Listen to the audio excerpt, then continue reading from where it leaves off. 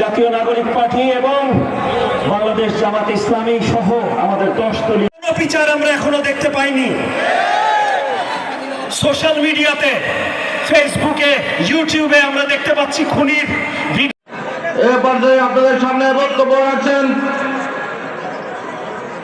ব্র্যাক ইউনিভার্সিটির senior lecturer Kushtia. ফাঁসির কাস্টে না আনা পর্যন্ত আমাদের আন্দোলন চলবে না, আমাদের আন্দোলন থামবে না। আমরা যতদিন পর্যন্ত আমাদের শেষ রক্তবিন্দু আছে, আমরা ওসমান হাদির বিচার। আল্লাহু আকবার। ধন্যবাদ। সম্মানিত উপস্থিতি, যারা এখনো দাঁড়িয়ে আছেন, বিশেষ করে পশ্চিম পাশে অনেক ভাই দাঁড়িয়ে আছেন, সবাইকে এ পর্যায়ে আপনাদের সামনে বক্তব্য রাখছেন আপনার সবাই বসে বলেন। যুবক সমাজ এই পুরান ব্যবস্থার বন্দোবস্ত বাস্তব করতে যাবে না।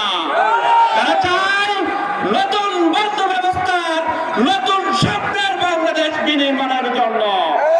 সেজন্য তারা এবার একটা গুঞ্জন তুলেছে, একবার টেকনাফ থেকে তেতুলিয়া পর্যন্ত গাইবাল্লার বিজয় করে ছাড়বে ইনশাআল্লাহ। সম্মানিত উপস্থিতি, বাংলাদেশ জামাত ইসলামী সংসদের সরকার রেখেছে।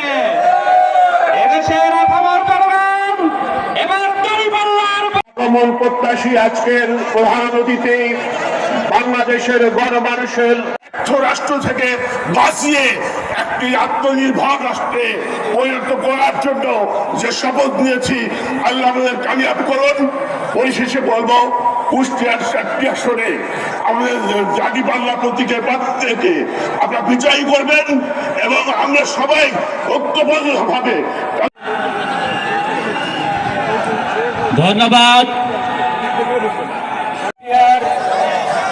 10 দলীয় জোট কর্তৃক আয়োজিত আজকে বলতে চাই, শুধু তাই নয়, আজকে এই জোটের পিছনে দেশের অন্যতম নিয়ামক হিসেবে রয়েছে তারা যারা 71-এ রণাঙ্গনে যুদ্ধ করেছে বাংলাদেশের স্বাধীনতা।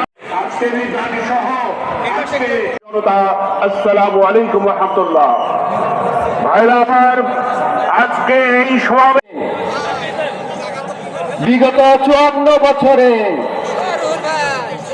বাংলাদেশকে যারা নেতৃত্ব দিয়েছে, তারা বাংলাদেশকে নেতৃত্ব দিতে ব্যর্থ।